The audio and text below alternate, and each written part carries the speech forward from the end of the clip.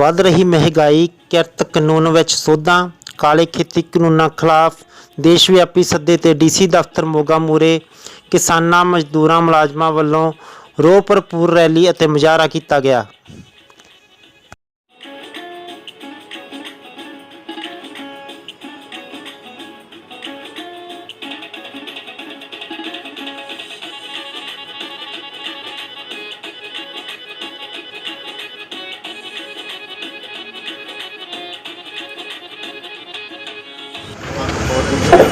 सत श्री अकाल जी सारिਆਂ ਨੂੰ। मैं सरपंच हाँ SDM मोगा। हो ठीक हो? हाँ, ਤੁਹਾਡਾ ਮੈਮੋਰੈਂਡਮ ਤੁਹਾਡੇ ਜਿੰਨੇ ਅਹੁਦੇਦਾਰ ਨੇ, ਆਫਿਸ ਬੇਅਰਰਸ ਨੇ, ਉਹਨਾਂ ਨੇ ਮੈਨੂੰ ਦਿੱਤਾ ਹੈ ਜੀ, ਜਿਹਦੇ ਵਿੱਚ ਮੇਨਲੀ ਤੁਸੀਂ ਕਹਿ ਰਹੇ ਹੋ ਕਿ ਇੱਕ ਤਾਂ ਜਿਹੜੀ ਰਸੋਈ ਗੈਸ ਹੈ ਉਹਨੂੰ ਲੈ ਕੇ ਡੀਜ਼ਲ ਪੈਟਰੋਲ ਦੇ ਰੇਟ ਹੈ ਉਹਨੂੰ ਲੈ ਕੇ ਤੁਹਾਡੇ ਗ੍ਰੀਵੈਂਸਸ ਹੈ, ਔਰ ਇਸ ਤੋਂ ਇਲਾਵਾ ਖੇਤੀ ਕਾਨੂੰਨ ਹੈ ਜਿਹੜੇ ਉਹਨਾਂ ਨੂੰ ਲੈ ਕੇ ਜਿਹੜੇ ਤੁਹਾਡੇ ਦੇ ਵਿੱਚ ਨਾਰਾਜ਼ੀ ਹੈ, ਔਰ ये सारे इशूज़ जोड़े है ये सेंटर लैवल पर रिजॉल्व होने वाले हैं। अभी थोनों on behalf of district administration Moga ये अश्योर करते हैं कि असं पहल के आधार पर अज ही CM ऑफिस फॉरवर्ड कर रहे हैं ताकि सेंटर नाल ये मैटर्स टेकअप किए जाए। Thank you. सत श्री अकाल। ਵੱਖ-ਵੱਖ ਪਿੰਡਾਂ ਤੋਂ ਆਏ ਹੋਏ ਮੇਰੇ बहुत ही ਸਤਿਕਾਰਯੋਗ ਤੇ ट्रेड यूनियन ਦੇ ਆਗੂ ਵੀਰ ਵਰਕਰ ਤੇ ਮੇਰੀਆਂ ਮਾਵਾਂ ਭੈਣਾਂ, ਅੱਜ ਅਸੀਂ ਉਸ ਮੋਦੀ ਹਕੂਮਤ ਦੇ ਸਤਾਏ ਹੋਏ ਜਗ੍ਹਾ ਜਗ੍ਹਾ ਤੇ ਪ੍ਰਦਰਸ਼ਨ ਹੋ ਰਹੇ ਆ, ਚਾਹੇ ਉਹ ਦਿੱਲੀ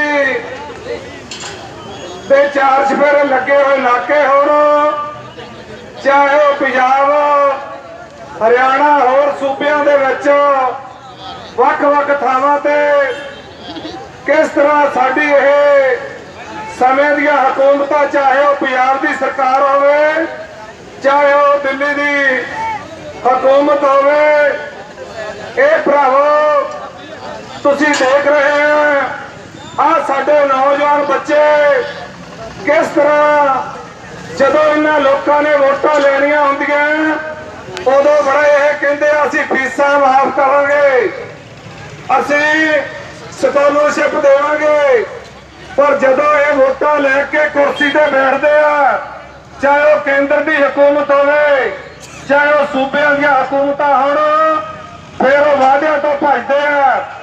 किस तरह तुसीं देख रहे हैं आए दिन तेल दी कीमत वध रही है, गैस दी कीमत वध रही है, महंगाई छरप्पे मार के वध रही है, ते भरावो मोदी कहंदा नहीं थकदा, कहंदा कानून जिहड़े आ ये छोटे किसानां वास्ते लिआंदे गए आ, उन्हां दी आमदन दुगणी करन वास्ते लिआंदे गए आ, यूपी दे किसानां नूं वध फायदा होगा उन्हां वास्ते लिआंदे गए आ। जदों असीं पुछदे आ बई सानू दसो किहड़े तरीके दे नाल आमदन दुगणी होनी है, कि तेल दे रेट जिहदे ते GST सारे नाल पहला स्टैप चक्किया सीगा नोटबंदी दा, असीं भरावो नहीं बोले उदों, सानू उदों इकट्ठे होना चाहिदा सी। दूजा स्टैप चक्किया सी GST दा, ਉਹ GST जे असीं उस समय ਉਹਦਾ ਵਿਰੋਧ ਕਰਦੇ, ਇਹਨਾਂ ਨੇ ਕੀ ਕੀਤਾ, जिथे उन्हां दा फायदा उत्थे GST लाई है, ऐसे तेल नूं GST तो बाहर रखा गया वा। इस करके भरावो सोचण ते समझण दी लोड़ है। इह सरकारां नूं भुलेखा भी असीं बड़ी बहु गिणती दे विच ते पंजाब दी सरकार नूं भुलेखा भी इह किसान जिहड़े आ इह किरती लोक इह दिल्ली दीआं बरूहां ते बैठे आ ते कहीं असीं दोबारा जड़ी इस सरकार बना लांगे नहीं भरावो, इस सरकारां नूं भी असीं जे असीं उत्थे कोल लड़ रहे हैं उहदे नाल नाल असीं सूबिआं दीआं सरकारां दे उन्हां दे भी जिहड़े कीते होए वादे चोण मैनीफेस्टो दे विच जो वादे कीते आ ਉਹ भी भरावो असीं लागू कराउणे आ। सत्कारयोग साथियों, पिछे जे ਜਿਹੜੇ ਕਾਨੂੰਨ ਕੇਂਦਰ ਸਰਕਾਰ ਨੇ ਪਾਸ ਕੀਤੇ ਆ ਕਰੋਨਾ ਦੀ ਆੜ ਹੇਠ ਤੇ ਇਹੋ ਜਿਹੇ ਭਿਆਨਕ ਕਾਲ ਦੇ ਵਿੱਚ ਉਹਦੇ ਖਿਲਾਫ ਸਾਡੇ ਪੰਜਾਬ ਤੋਂ ਸ਼ੁਰੂ ਹੋ ਕੇ ਅੰਦੋਲਨ ਅੱਜ ਪੂਰੇ ਭਾਰਤ ਦਾ ਅੰਦੋਲਨ ਬਣ ਚੁੱਕਾ। ਪਰ ਅਜੇ ਵੀ ਕੇਂਦਰ ਸਰਕਾਰ ਦੇ ਮੰਤਰੀ ਇਸ ਅੰਦੋਲਨ ਨੂੰ ਇੱਕ ਕੁਝ ਲੋਕਾਂ ਦਾ ਅੰਦੋਲਨ ਕਹਿ ਕੇ ਆਪਣਾ ਪਿੱਛਾ ਛੁਡਾ ਰਹੇ ਆ ਤੇ ਅਜੇ ਵੀ ਸਰਕਾਰ ਦੇ ਕੰਨ ਤੇ ਕੋਈ ਜੂੰ ਨਹੀਂ ਸਰਕ ਰਹੀ। ਪਿੱਛੇ ਜੇ ਖੇਤੀਬਾੜੀ ਮੰਤਰੀ ਦਾ ਵੀ ਬਿਆਨ ਆਇਆ ਸੀ ਕਿ ਇਹ ਕਾਨੂੰਨਾਂ ਦੇ ਵਿੱਚ ਦੱਸੋ ਜੀ ਕਾਲਾ ਕੀ ਆ। ਕਾਲਾ ਉਹਨੂੰ ਕੀ ਦੱਸ ਗਿਆ, ਕਿਉਂਕਿ ਕਿਸਾਨ ਯੂਨੀਅਨ ਦੇ ਆਗੂ ਵੱਖ-ਵੱਖ ਸਾਰੀਆਂ ਮੀਟਿੰਗਾਂ ਦੇ ਵਿੱਚ ਇੱਕ ਮੁੱਦੇ ਤੇ ਇੱਕ ਅੱਖਰ ਤੇ ਬਹਿਸ ਕਰਕੇ ਸਾਰਾ ਕੁਝ ਦੱਸ ਚੁੱਕੇ ਆ। ਪਰ ਉਹਨਾਂ ਨੇ ਇੰਨੀ ਇੱਕ ਬੇਸ਼ਰਮੀ ਧਾਰੀ ਹੋਈ ਆ, ਬਾਰ-ਬਾਰ ਉਹੀ ਗੱਲ ਵੀ ਇਹਦੇ ਚ ਕਾਲਾ ਦੱਸੋ ਕੀ ਆ। ਜਦੋਂ ਦੱਸ ਚੁੱਕੇ ਕਿ ਕਾਲੇ ਦੇ ਸਾਰੇ ਕਾਲੇ ਆ, ਦਾਲ ਤੇ ਇੱਕ ਚੀਜ਼ ਥੋੜੀ ਕਾਲੀ ਆ, ਸਾਰੀ ਦਾਲ ਹੀ ਕਾਲੀ ਆ। ਬਾਰ-ਬਾਰ ਇਸ ਮੁੱਦੇ ਤੇ ਸਾਰੀਆਂ ਗੱਲਾਂ ਤੇ ਬਹਿਸ ਹੋਣ ਦੇ ਬਾਵਜੂਦ ਵੀ ਕੇਂਦਰ ਦੀ ਸਰਕਾਰ ਦੇ ਮੰਤਰੀ, ਪ੍ਰਧਾਨ ਮੰਤਰੀ ਕਦੇ ਕਿਸੇ ਗੱਲ ਤੇ ਨਹੀਂ ਆਉਂਦੇ। ਸੋ ਇਸ ਦੇ ਨਾਲ ਇਹ ਜਿੱਡਾ ਵੱਡਾ ਅੰਦੋਲਨ ਬਣ ਚੁੱਕਾ, ਉਹਨਾਂ ਨੂੰ ਅਜੇ ਵੀ ਭੁਲੇਖਾ ਕਿ ਇਹ ਅੰਦੋਲਨ ਦਬ ਜੂਗਾ। ਪਰ ਇਹ ਭੁਲੇਖਾ ਕੇਂਦਰ ਸਰਕਾਰ ਨੂੰ ਕੱਢ ਦੇਣਾ ਚਾਹੀਦਾ, ਕਿਉਂਕਿ ਬਹੁਤ ਵੱਡਾ ਲੋਕ ਅੰਦੋਲਨ ਬਣ ਚੁੱਕਾ। ਸੰਘਰਸ਼ਾਂ ਦਾ ਪਿੜ ਮੱਲੀ ਬੈਠੇ ਸਾਡੇ ਕਿਸਾਨ, ਮਜ਼ਦੂਰ, ਮੁਲਾਜ਼ਮ ਤੇ ਸਾਡੀਆਂ ਭੈਣਾਂ, ਮਾਵਾਂ, ਬੱਚੇ, ਬੱਚੀਆਂ, ਅੱਜ ਅਸੀਂ ਇੱਥੇ ਸੰਯੁਕਤ ਕਿਸਾਨ ਮੋਰਚੇ ਦੇ ਸੱਦੇ ਤੇ ਸੰਘਰਸ਼ ਦੀ ਕੜੀ ਵਜੋਂ ਅੱਜ ਫਿਰ ਇਕਜੁੱਟ ਹੋਏ ਆ। ਜਿੰਨਾ ਤੇਜ਼ ਹਮਲਾ ਕੇਂਦਰ ਸਰਕਾਰ ਨੇ ਬੜਾ ਆਦੀਆਂ ਪਾਲਸੀਆਂ ਤੇ ਸਾਡੇ ਤੇ ਬੋਲਿਆ, ਉਸ ਦਾ ਮੁਕਾਬਲਾ ਕਰਨ ਦਾ ਸਿਸਟਮ ਇਹੀ ਹੈ ਕਿ ਸਾਨੂੰ ਪੈਰ ਪੈਰ ਤੇ ਹੁਣ ਚੁਕੰਨੇ ਹੋਣਾ ਪਊਗਾ ਕਿ ਕਿਵੇਂ ਜਦੋਂ ਇੰਟਰਨੈਸ਼ਨਲ ਲੈਵਲ ਤੇ ਤੇਲ ਦੀਆਂ ਕੀਮਤਾਂ ਬੇਹੱਦ ਥੱਲੇ ਡਿੱਗੀਆਂ ਹੋਈਆਂ, ਪਰ ਸਾਡੇ ਲੋਕਾਂ ਦੀ ਦੇਖੋ ਕਿਸਮਤ ਕਿ ਜੇ ਲੁਟੇਰਾ ਰਾਜ ਪ੍ਰਬੰਧ ਦੇ ਹੱਥਾਂ ਵਿੱਚ ਆਈ ਹੋਈ ਹੈ। ਸਾਨੂੰ ਜਿਹੜੀਆਂ ਕੀਮਤਾਂ ਬੇਵਹਾ ਖੁੱਲੀ ਛੁੱਟੀ ਦਿੱਤੀ ਹੈ ਲੁਟੇਰਿਆਂ ਨੂੰ ਸਾਡੇ ਲੋਕਾਂ ਦੀ ਲੁੱਟ ਕਰਨ ਦੀ, ਉਹ ਕੀਮਤਾਂ 'ਚ ਵਾਧਾ ਦਿਨ ਬ ਦਿਨ ਕਰੀ ਜਾਂਦੇ। ਡੇਢਾ ਵਾਧਾ ਹੋ ਗਿਆ ਪਿਛਲੇ 2-3 ਮਹੀਨਿਆਂ ਵਿੱਚ ਹੀ। ਇਸੇ ਤਰ੍ਹਾਂ ਹੀ ਸਾਡੇ ਜਿਹੜੇ ਮਜ਼ਦੂਰਾਂ ਨੇ ਆਪਦੀਆਂ ਜਾਨਾਂ ਕੁਰਬਾਨ ਕਰਕੇ ਇੰਟਰਨੈਸ਼ਨਲ ਲੈਵਲ ਤੇ 8 ਘੰਟੇ ਕੰਮ ਕਰਨ ਦਾ ਜਿਹੜਾ ਆਪਦਾ ਸੰਘਰਸ਼ ਲੜ ਕੇ ਸਮਾਂ ਵੱਧਾ ਸੀ, ਉਹਦੇ ਵਿੱਚ ਇਹਨਾਂ ਨੇ ਸੋਧਾ ਕਰਕੇ 12 ਘੰਟੇ ਬੰਦ ਤੇ 12 ਘੰਟੇ ਮਜ਼ਦੂਰ ਤੋਂ ਕੰਮ ਲਿਆ ਜਾਊਗਾ। ਔਰ ਹੋਰ ਵੀ ਸਖਤ ਕਾਨੂੰਨ ਬਣਾਏ ਆ ਕਿ ਉਹ ਜਥੇਬੰਦੀਆਂ ਨਹੀਂ ਬਣਾ ਸਕਦੇ, ਆਪਦੀਆਂ ਆਵਾਜ਼ ਨਹੀਂ ਉਠਾ ਸਕਦੇ। ਸੋ ਜਿਵੇਂ ਜਿਵੇਂ ਇਹ ਮੋਦੀ ਸਰਕਾਰ ਜਿਹੜੀ ਆਪਦਾ ਫਾਸਿਸਟ ਦਾ ਰੂਪ ਦਿਖਾ ਰਹੀ ਹੈ, ਇਹਦੇ ਖਿਲਾਫ ਸਾਨੂੰ ਬਹੁਤ ਤੇਜ਼ ਤੇ ਤਿੱਖੇ ਸੰਘਰਸ਼ ਦੀ ਲੋੜ ਹੈ। ਵਾਹਿਗੁਰੂ ਜੀ ਕਾ ਖਾਲਸਾ, ਸ੍ਰੀ ਵਾਹਿਗੁਰੂ ਜੀ ਕੀ ਫਤਿਹ। ਅੱਜ ਆਪਾਂ ਕਿਸਾਨ ਯੂਨੀਅਨ ਵੱਲੋਂ ਉਹਨਾਂ ਦੀ ਹਦਾਇਤ ਦੇ ਵਿੱਚ ਇੱਥੇ ਇਕੱਠੇ ਹੋਏ ਆ।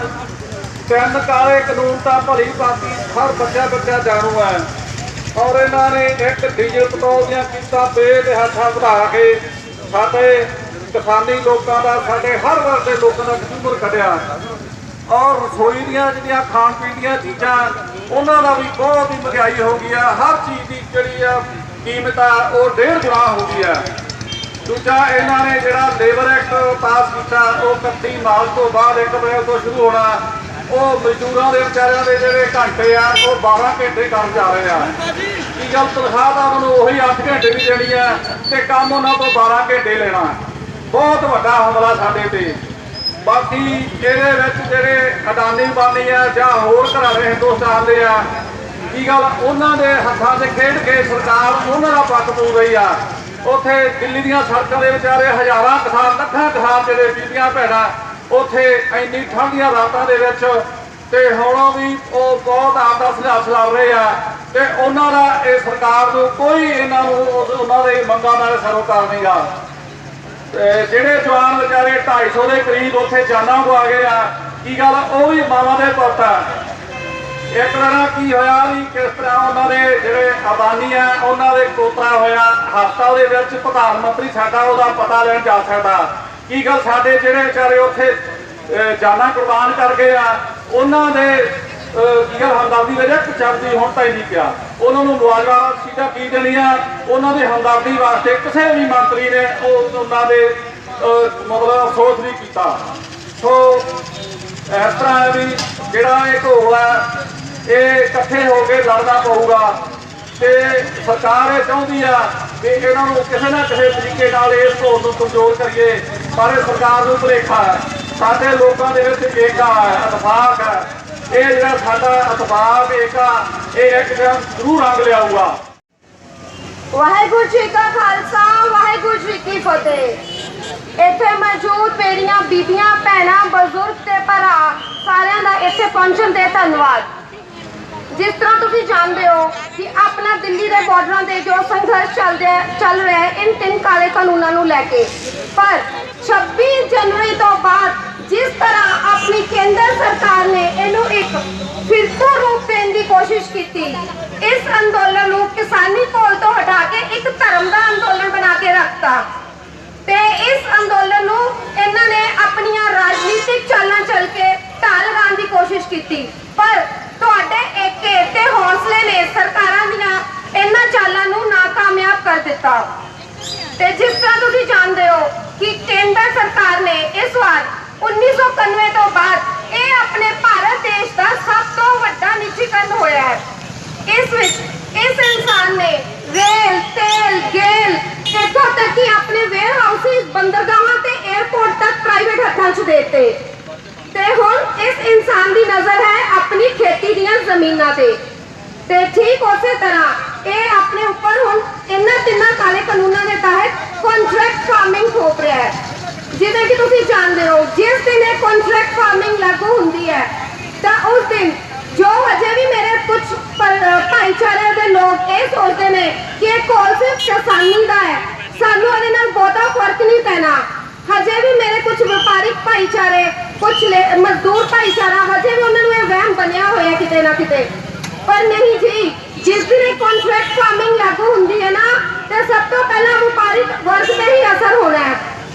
ਜਿਸ ਤਰ੍ਹਾਂ ਅਗਰ ਕੋਈ ਘਰਾਨਾ, ਕੋਆਪਰੇਟ ਘਰਾਨਾ ਜ਼ਮੀਨਾਂ ਠੇਕੇ ਤੇ ਲੈਂਦਾ ਹੈ ਔਰ ਉਹ ਜ਼ਮੀਨ ਠੇਕੇ ਤੋਂ ਲੈਣ ਤੋਂ ਬਾਅਦ ਤੁਸੀਂ ਸਭ ਜਾਣਦੇ ਹੋ ਕਿ ਜਦੋਂ ਜ਼ਮੀਨ ਠੇਕੇ ਤੇ ਲਿੱਤੀ ਜਾਂਦੀ ਹੈ ਤੇ ਉਹਦੇ ਵਿੱਚ ਬੀਜ, ਕੀਟਨਾਸ਼ਕ ਦਵਾਈਆਂ, ਇਹ ਸਭ ਚੀਜ਼ਾਂ ਦੀ ਵਰਤੋਂ ਹੋਏਗੀ, ਪਰ ਜੋ ਇਹ ਕੋਆਪਰੇਟ ਘਰਾਨੇ ਆ ਉਹਨਾਂ ਨੇ ਛੋਟੇ ਦੁਕਾਨਦਾਰਾਂ ਤੋਂ ਕੁਝ ਨਹੀਂ ਖਰੀਦਣਾ, ਉਹਨਾਂ ਨੇ ਸਾਰੀਆਂ ਚੀਜ਼ਾਂ ਆਪਣੀਆਂ ਲੈ ਕੇ ਆਉਣੀਆਂ ਰੇਲਾਂ ਰਾਹੀਂ ਤੇ ਸਿੱਧਾ ਮੇਰੇ ਵਪਾਰਿਕ ਅਦਾਰਿਆਂ ਤੇ ਅਸਰ ਹੋਣਾ। ਸਾਡੇ ਵਪਾਰਿਕ ਭਾਈਚਾਰੇ ਨੇ ਤਬਾਹ ਹੋਣਾ। ਛੋਟਾ ਵਪਾਰਿਕ ਅਦਾਰਾ ਪਹਿਲਾਂ ਤਬਾਹ ਹੋਏਗਾ, ਫਿਰ ਉਸ ਤੋਂ ਬਾਅਦ ਮਜ਼ਦੂਰ ਭਾਈਚਾਰਾ, ਜੋ ਕਿ ਇਹ ਜਦੋਂ ਕੋਆਪਰੇਟ ਘਰਾਨੇ ਆਉਣਗੇ ਨਾ ਤੇ ਇਹਨਾਂ ਨੇ ਆਪਣਾ ਸਾਰਾ ਕੰਮ ਮਸ਼ੀਨੀਕਰਨ ਕਰਨਾ ਹੈ ਔਰ ਹੌਲੀ ਹੌਲੀ ਲੇਬਰ ਖਤਮ ਕਰ ਦੇਣੀ ਹੈ ਔਰ ਜਿਹਦਾ ਸਿੱਧਾ ਇਫੈਕਟ ਹੋਏਗਾ ਸਾਡੇ ਮਜ਼ਦੂਰ ਭਾਈਚਾਰੇ ਤੇ। ਮੋਦੀ ਸਰਕਾਰ ਦੇ ਹਮਲੇ ਇੱਥੋਂ ਦੀ ਜਨਤਾ ਦੇ ਉੱਤੇ ਵਧੀ ਜਾਂਦੇ ਆ।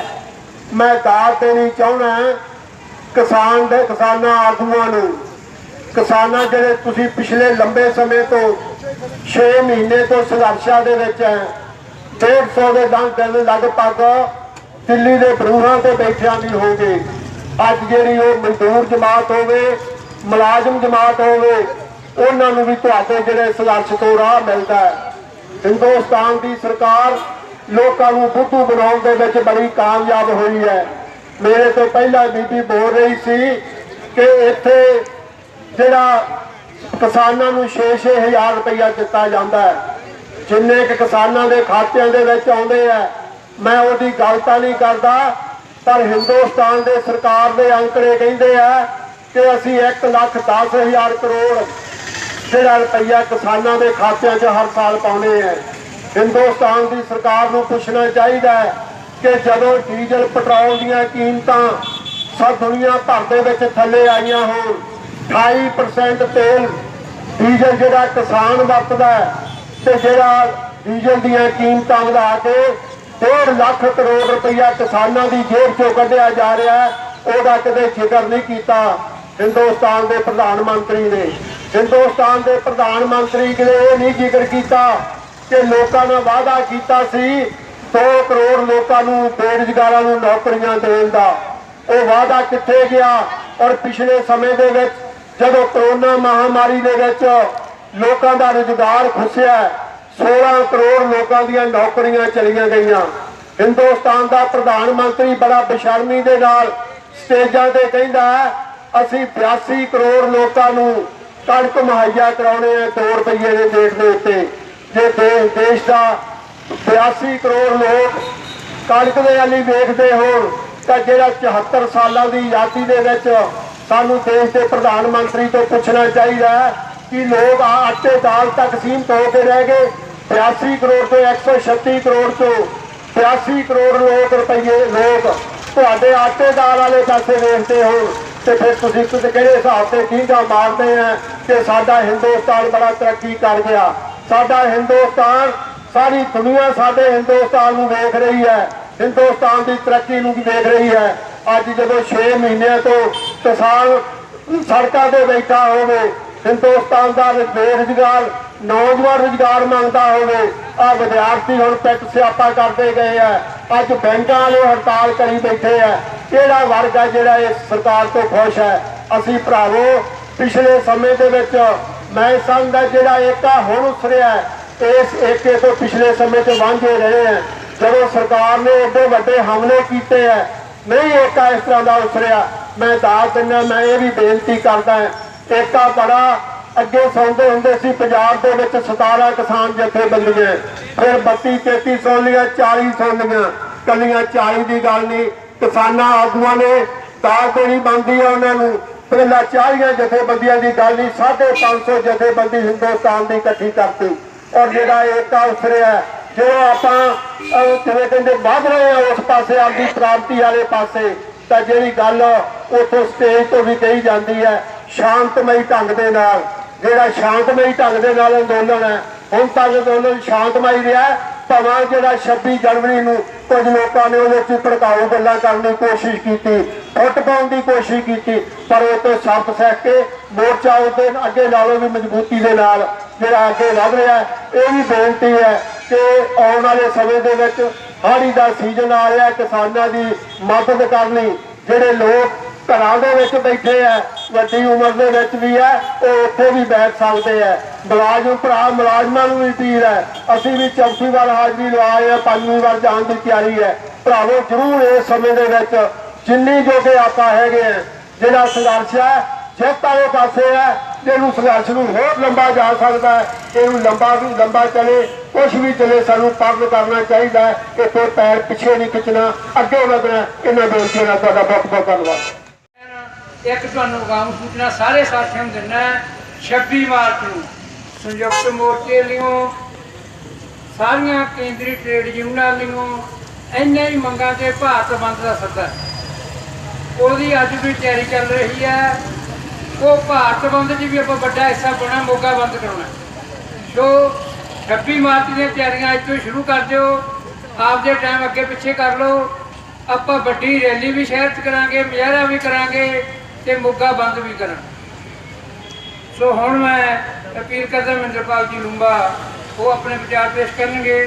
ਅੰਦੋਲਨ ਦੇ ਵੀ ਸਾਥੀਆਂ ਨੂੰ मेरा कोटन कोट प्रणाम। बहुत वधिया तखल्लस दिता सानू मोदी ने अंदोलन जीवी और सानू अंदोलन जीवी होने ते माण है। पर जीवी कौन हुंदा है जिहड़ा दूसरे दे दिते भोजन ते कब्जा करके अपना जीवन बसर करता है, उन्होंने परजीवी कहते हैं। और परजीवी अज के हालातों के मुताबिक कौन है?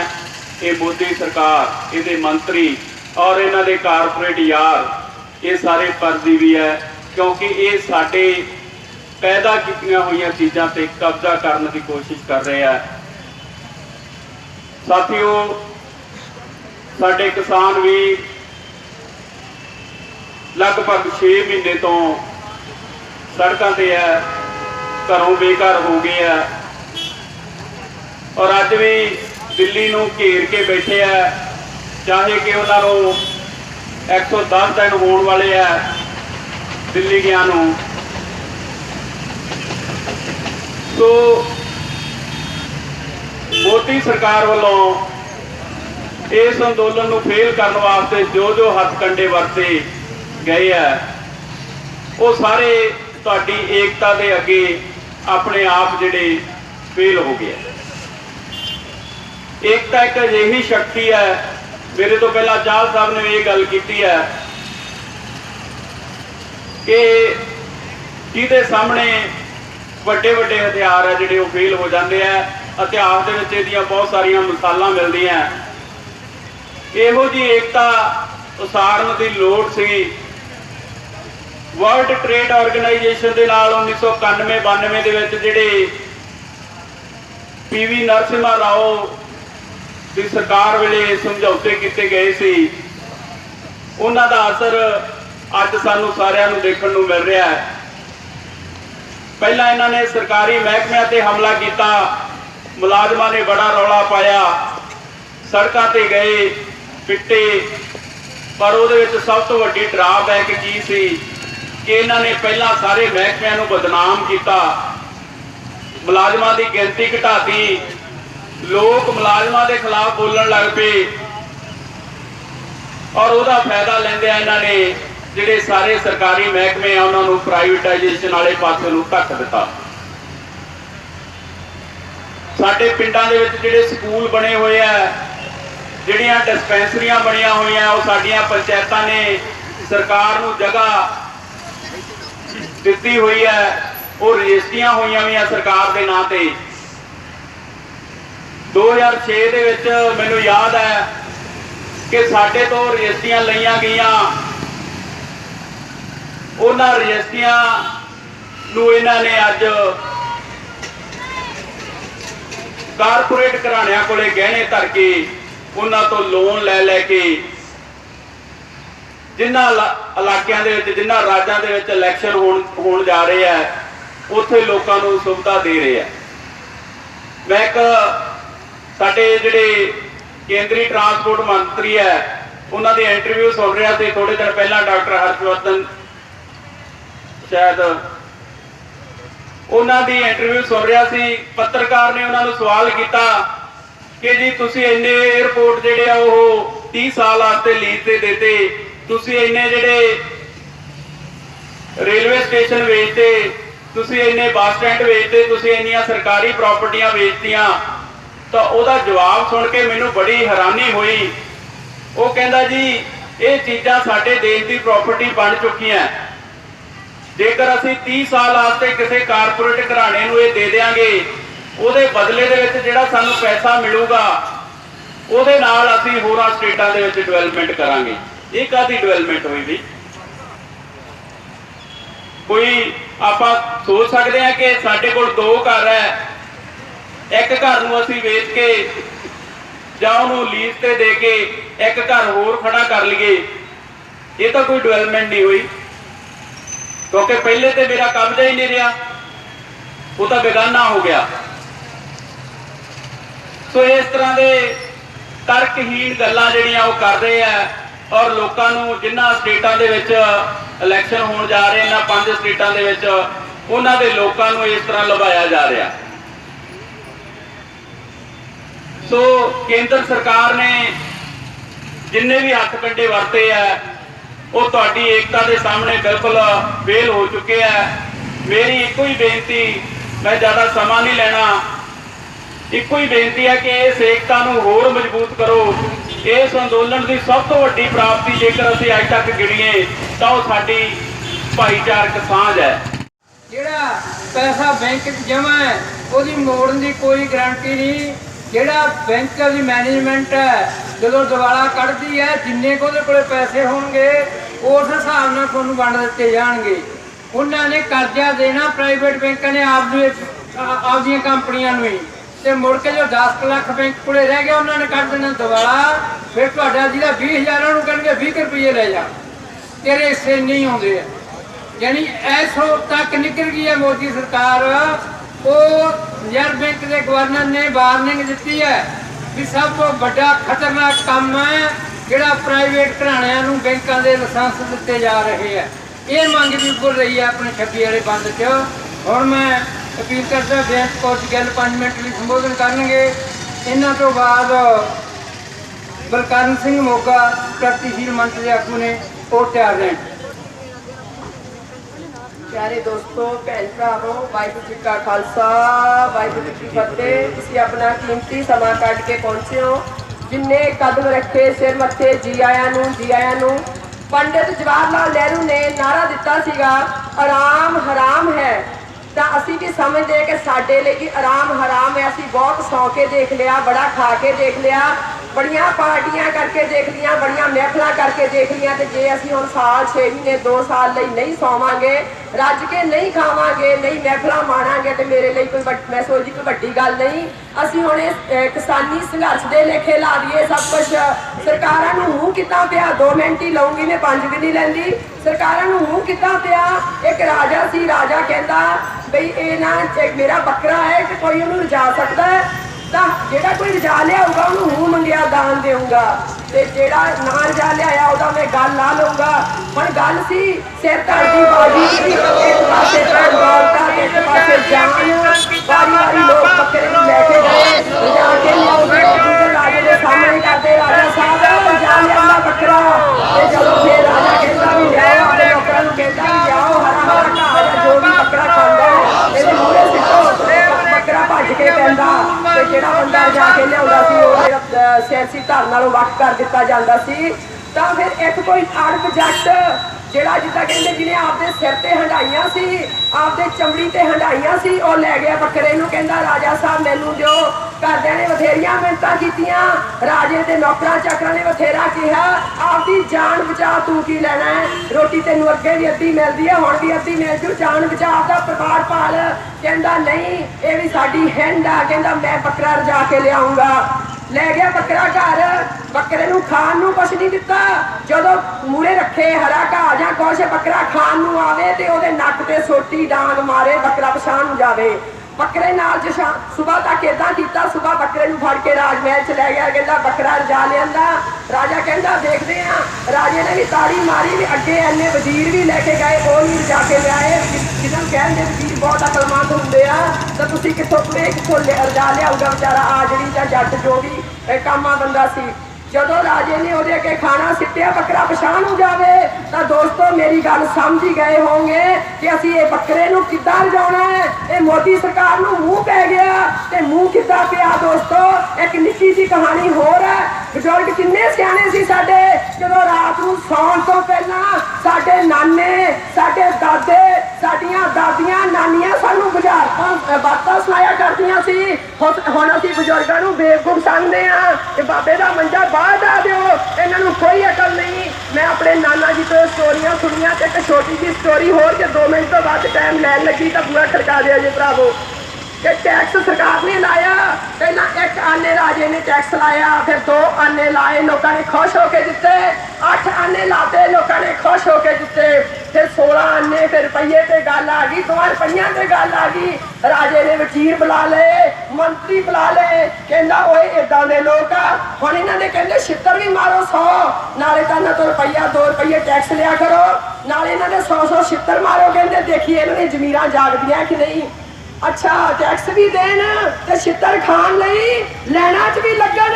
ਉਹ ਜਿੱਦਾਂ ਅਸੀਂ ਲੱਗੇ ਹੋਏ ਆ, ਡੀਸੀ ਦਫ਼ਤਰ ਕਿਉਂ ਨਹੀਂ ਘੇਰਦੇ ਅਸੀਂ? ਜਦੋਂ ਅਸੀਂ ਡੀਸੀਆਂ ਨੂੰ ਬੈਠਣ ਨਹੀਂ ਦੇਵਾਂਗੇ, ਦੂਜੇ ਦਿਨ ਡੀਸੀ ਆਪੇ ਸੀਐਮ ਨੂੰ ਕਹਿਣਗੇ ਸੀਐਮ ਸਾਹਿਬ ਹੱਥੋਂ ਸਾਰਾ ਕੁਝ ਚਲਾ ਗਿਆ। ਅਸੀਂ ਤਾਂ ਕਹਿੰਦੇ ਆ ਡੀਸੀ ਸਾਹਿਬ ਤੁਸੀਂ ਦਫ਼ਤਰ 'ਚ ਬੈਠੋ, ਆ ਸਾਡਾ ਕਾਗਜ਼ ਦਾ ਟੁਕੜਾ ਹੈ, ਲੁੱਕ ਲੁੱਕ ਕੇ ਲਿਖਿਆ ਹੋਇਆ ਹੈ, ਗੋਲ ਕਰਕੇ ਫੜ ਲਓ। ਉਹ ਤਾਂ ਹੀ ਤਾਂ ਅਸੀਂ ਅੱਜ ਇੱਥੇ ਬੈਠੇ ਆ। ਜਦੋਂ ਛਿੱਤਰ ਮਾਰਨੇ ਸ਼ੁਰੂ ਕਰਤੇ ਰਾਜੇ ਨੇ, ਤਾਂ ਲੋਕ ਲੈਣਾ ਬਣਾ ਕੇ ਛਿੱਤਰ ਖਾਣ ਲੱਗ ਪਏ। ਉਹ ਜਿਹੜੇ ਸਾਡੇ ਆਗੂ ਸੀ ਮੇਰੇ ਅੱਗੇ ਬੇਵਕੂਫ, ਉਹ ਕਹਿੰਦੇ ਵਜ਼ੀਰ ਰਾਜੇ ਨੂੰ ਜਾ ਕੇ ਕਹਿ ਇਹ एक बंदा नहीं 10 बंदे ला दे छित्र मारन ते असीं काम ते जाना हुंदा। ਉਹ ਸਾਡੀ ਉਹ ਹਾਲਤ ਹੈ। ਉਹ ਰਾਜਾ ਫਿਰ ਵੀ ਸਿਆਣਾ ਸੀ, ਮੋਦੀ ਵਰਗਾ ਨਹੀਂ ਸੀ, ਕੈਪਟਨ ਵਰਗਾ ਨਹੀਂ ਸੀ। ਉਹਨੇ ਰਾਤੇ ਰਾਤ ਇੱਕ ਚਿੱਠੀ ਲਿਖੀ, ਕਹਿੰਦਾ ਤੜਕੇ ਜਦੋਂ ਲੋਕਾਂ ਨੇ ਚਿੱਠੀ ਦੇਖੀ, ਵਜ਼ੀਰਾਂ ਨੇ ਦੇਖੀ, ਮੰਤਰੀਆਂ ਨੇ ਦੇਖੀ, ਕੀ ਲਿਖਿਆ ਹੋਇਆ ਸੀ? ਉਹ ਲਿਖਿਆ ਹੋਇਆ ਸੀ ਏਦਾਂ ਦੀਆਂ ਮਰੀਆਂ ਜ਼ਮੀਰਾਂ ਵਾਲੇ ਲੋਕਾਂ ਤੇ ਰਾਜ ਕਰਨ ਨਾਲੋਂ ਮੈਂ ਜੰਗਲ 'ਚ ਰਹਿਣਾ ਪਸੰਦ ਕਰੂੰਗਾ। ਉਹ ਮੈਨੂੰ ਫਕੀਰੀ ਪਸੰਦ ਆ, ਉਹ ਮੈਨੂੰ ਭਿਖਾਰੀ ਬਣਨਾ ਪਸੰਦ ਆ। ਇਹੋ ਜਿਹੇ ਲੋਕਾਂ ਤੇ ਰਾਜ ਕਰਨਾ ਮੈਨੂੰ ਪਸੰਦ ਨਹੀਂ। ਉਹ ਸੋ ਪਿਆਰੇ ਮੇਰੇ ਦੋਸਤੋ ਸਾਥੀਓ, ਸਾਡੇ ਲਈ ਆਰਾਮ ਹਰਾਮ ਹੈ। दूसरी गल कहनी ते करनी ते पूरे उतरो। ਉਹ ਸਾਡੀਆਂ ਕਹਿਣੀਆਂ ਕੀ ਆ, ਉਹ ਸਾਡੀਆਂ ਕਰਨੀਆਂ ਕੀ ਆ। ਸ਼ਾਮੀ ਅਸੀਂ ਚੌਂਕਾਂ 'ਚ 4 ਔਰਤਾਂ ਖੜੀਆਂ ਹੁੰਦੀਆਂ। ਹਮੇਸ਼ਾ ਫੇਸਬੁੱਕ ਮੇਰੀ ਫੇਸਬੁੱਕ ਬੈਨ ਹੋਈ ਕਿਉਂਕਿ ਮੈਂ ਰੋਜ਼ ਲਾਈਵ ਜਿਹੜਾ ਸੀ ਕਰਦੀ ਸੀ। ਪਰ ਮੈਨੂੰ ਖੁਸ਼ੀ ਆ ਮੇਰੇ ਪਿਆਰੇ ਸਾਥੀਓ, ਅੱਜ ਮੇਰਾ ਨਾਮ ਬਾਗੀਆਂ 'ਚ ਸਰਕਾਰ ਦੀ ਨਿਗਾਹ ਵਿੱਚ, ਮੇਰਾ ਨਾਮ ਬਾਗੀਆਂ ਵਿੱਚ, ਮੈਨੂੰ ਬੜੀ ਖੁਸ਼ੀ ਆ। ਔਰ ਮੈਂ ਕਹਿਣੀ ਤੇ ਕਰਨੀ ਤੇ ਪੂਰੀ ਉਤरूंगी। अपना जो शीश है उस तली ते धर के आई है। जिनको प्रेम खेलन का चाहो सिर तर तली गली गई आओ। इत मार्ग पैर तरीजे सिर दीजे कान नकीजे। ये कहनी ते करनी दे पूरे बनो, आराम नू हराम समझो। सो आओ अज 4 तो 5 चौक में देखते हैं किहड़े जाड़ियां च वीर आए वीर आउंदे आ। Thank you so much. Waheguru ji का खालसा श्री वाहिगुरू जी की फतेह। मैं देख रहा पिछले समय तो मेरिया मावां भैनों की औरतों की गिनती है लगातार बढ़ रही है। ये बढ़ती गिनती साढ़े जित वाल बढ़ते कदमों की है सूचक है। मैं सलाम करदा औरत शक्ति नूं जिन्हें बड़े बड़े सूरवीरां नूं गुरुआं पीरां नूं जन्म दिता है। संसार की सब तो वड्डी योद्धा है। जो औरत समाज का तो हिस्सा बराबर तुरती तो कोई भी समाज की विरोधी शक्ति है सानू हरा नहीं सकती जिस सारे कदम है चुमेगी। मैं दूसरी गल करना चाहना, किसानी संघर्ष सानू बहुत कुछ सिखा रहा है। अज तो 20-25 वरे पहला जिन्हों के मैं भी शामिल है, होर भी मेरे वीर है, गल्लां समझाउण की कोशिश करते सी भी कारपोरेट सैक्टर आ कर रहा, कारपोरेट सैक्टर आ कर रहा है, कारपोरेट सैक्टर थोड़िया जमीन खो के लै जाएगा, वड्डे फार्म बनाएगा। WTO दी नीतियां बारे गल्लां करते सी। जोर बहुता लगता सीगा ते गल समझण नूं लोग घट तैयार होंदे सी। पर इस संघर्ष ने इस छिपी हुई ताकत नूं जिहड़ी सरकारां दी आड़ पिछे छुपी हुई सी, सरकारां दे बदलदियां सरकारां दे चेहरे सानूं नज़र आउंदे सी, पर यह ताकत है जिहड़ी घट लोगों को नज़र आती सी, अज बच्चे बच्चे नूं है जिहड़ी ये पिछली ताकत है खड़ी नज़र आउण लगी। ये सब तो वड्डी गल है, मैं कहां साडी चेतना दे विच है जिहड़ी शामिल हुई है। दूसरी गल मैं कहना चाहना, असीं लड़दे हैं निजीकरण के विरोध दे विच, असीं लड़दे हैं व्यापारीकरण के खिलाफ, डीजल तेल दीयां वधियां कीमतां के खिलाफ, महंगाई के खिलाफ, काले कानूनों के खिलाफ। आए दिन असीं देखते हैं, जेकर थोड़ा जिहा पिछले समय तो रिव्यू करांगे तो जानांगे हर दिन कोई ना कोई नवा मुद्दा साडे सामने आ जाता, सरकारां ठोक दिंदी है, पुराने मुद्दे धरदे जाते हैं, मुड़ के असीं झंडे ते डंडे झंडा पा के नवे मुद्दों ते लड़ाई है जिहड़ी फिर शुरू कर दिंदे हैं। इन्हां लड़ाइयां तो इन्हां सरकारां दे विरोध तो खफे होए असीं सरकारां बदलण की गल भी करते हैं, राजनीतिक तौर पर सूझ वधाउण की गल भी करते हैं, सियाणे होण की गल भी करते हैं।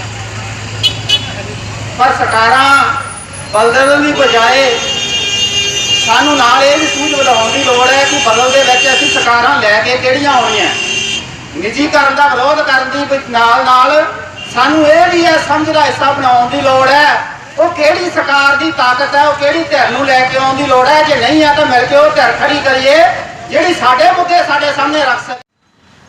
सत्कारयोग साथियों, केंद्रीय ट्रेड यूनियन के सद्दे ते संयुक्त मोर्चे की हमायत के नाल जिहड़ा अड्डा मुल्क पद्धरी जिहड़ी हड़ताल चल रही है, इस मुल्क पद्धरी हड़ताल दे विच अज बैंकां वाले मुलाजमां ने भी हड़ताल की है ਪਿਛਲੇ 3 ਦਿਨਾਂ ਲਗਾਤਾਰ ਰੋਡਵੇਜ ਅਤੇ PRTC ਦੇ ਮੁਲਾਜ਼ਮਾਂ ਨੇ ਵੀ ਹੜਤਾਲ ਕੀਤੀ ਆ ਤੇ ਵੱਡੀ ਪੱਧਰ ਦੇ ਵਿੱਚ ਮੁਲਕ ਭਰ ਦੇ ਵਿੱਚ ਅੱਜ 10 ਲੱਖ ਕਰਮਚਾਰੀ ਹੜਤਾਲ ਕਰਨਗੇ। ਉਸ ਨਿੱਜੀਕਰਨ, ਵਪਾਰੀਕਰਨ, ਕਾਰਪੋਰੇਟੀਕਰਨ, ਕੇਂਦਰੀਕਰਨ ਦੀਆਂ ਨੀਤੀਆਂ ਦੇ ਖਿਲਾਫ ਕੁੱਲ ਮਿਹਨਤਕਸ਼ ਹਿੱਸੇ ਅੱਜ ਸੜਕਾਂ ਤੇ ਉਤਰੇ ਆ। ਸਤਿਕਾਰਯੋਗ ਸਾਥੀਓ, ਜਦੋਂ ਇਹ ਨੀਤੀ ਪਾਲਿਸੀ ਦਾ ਯੁੱਧ ਆ, ਤੁਸੀਂ ਉਸ ਸਮੇਂ ਦੇ ਵਿੱਚ DC ਦਫ਼ਤਰ ਦੇ ਮੂਹਰੇ ਮੁਜ਼ਾਹਰਾ ਕਰ ਰਹੇ ਆ ਜਦੋਂ ਦੇਸ਼ ਦੇ ਕਿਸਾਨ ਭਾਰਤੀ ਰਾਸ਼ਟਰੀ ਰਾਜਧਾਨੀ ਦਿੱਲੀ ਨੂੰ ਘੇਰੀ ਬੈਠੇ ਆ। ਪਿਛਲੇ 9 ਮਹੀਨਿਆਂ ਤੋਂ ਵੱਡੀ ਵਿਸ਼ਾਲ ਲਾਮਬੰਦੀ ਵਾਲਾ ਜਨਤਕ ਖਾੜਕੂ ਘੋਲ ਚੱਲ ਰਿਹਾ। ਇੱਥੇ ਸਟੇਜ ਤੋਂ ਗੱਲ ਆਈ ਸੀ ਵੀ DC ਨੂੰ ਘੇਰ ਲਓ, ਐਂ ਕਰ ਲਓ, ਪਰ ਉਹਦੇ ਵਾਸਤੇ ਲੰਮੀ ਤਿਆਰੀ, ਚੇਤਨਾ ਦਾ ਪੱਧਰ ਦੇਸ਼ ਅੱਜ ਲੱਗਦਾ ਉਸੇ ਤਰ੍ਹਾਂ ਹੀ ਲੜ ਰਹੇ ਆ ਜਦੋਂ 1940-45 ਚ ਦੇਸ਼ ਨੂੰ ਆਜ਼ਾਦ ਕਰਾਉਣ ਲਈ ਲੜ ਰਹੇ ਸੀ। 1940-45 ਦੇ ਵਿੱਚ ਮਜ਼ਦੂਰਾਂ ਨੇ, ਮੁਲਾਜ਼ਮਾਂ ਨੇ ਵੱਡੀਆਂ ਜਨਤਕ ਹੜਤਾਲਾਂ ਕੀਤੀਆਂ। ਕੁੱਲ ਮਿਹਨਤਕਸ਼ ਹਿੱਸਿਆਂ ਦਾ ਦੇਸ਼ ਦੀ ਆਜ਼ਾਦੀ ਦੇ ਵਿੱਚ ਸਭ ਤੋਂ ਵੱਡਾ ਯੋਗਦਾਨ ਸੀ। ਜਿਹੜੇ ਅੱਜ ਲੋਕਾਂ ਨੂੰ, ਮਿਹਨਤਕਸ਼ ਲੋਕਾਂ ਨੂੰ ਸਰਟੀਫਿਕੇਟ ਭਾਲਦੇ ਆ ਵੀ ਤੁਸੀਂ ਦੇਸ਼ ਭਗਤ ਹੋਣ ਦਾ, ਦੇਸ਼ ਪ੍ਰੇਮੀ ਹੋਣ ਦਾ ਸਰਟੀਫਿਕੇਟ ਦਿਓ, ਉਦੋਂ ਇਹ ਅੰਗਰੇਜ਼ ਸਾਮਰਾਜਵਾਦੀ ਆਤਮਾ ਦੇ ਦਲਾਲ ਬਣੇ ਹੋਏ ਸੀ। ਉਹੋ ਜਿਹੇ ਹਾਲਾਤਾਂ ਦੇ ਵਿੱਚ ਅੱਜ ਭਾਰਤ ਲੰਘ ਰਿਹਾ।